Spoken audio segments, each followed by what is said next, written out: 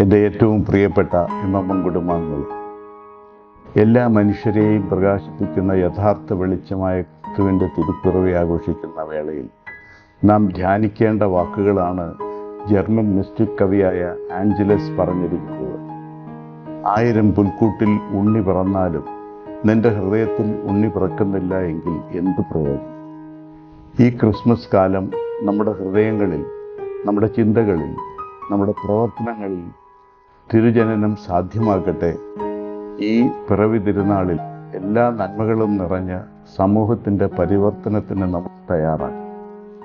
നിരാശയിലിരിക്കുന്നവർക്കും ജീവിതയാത്രയിൽ ആരും തുണയില്ലാതെ ഇരിക്കുന്നവർക്കും പ്രയാസം അനുഭവിക്കുന്നവർക്കും രോഗങ്ങളുടെ തീച്ചുളയിൽ വെന്ത് നീറുന്നവർക്കും സാന്ത്വനം ആകുവാൻ നമുക്ക് കഴിയട്ടെ.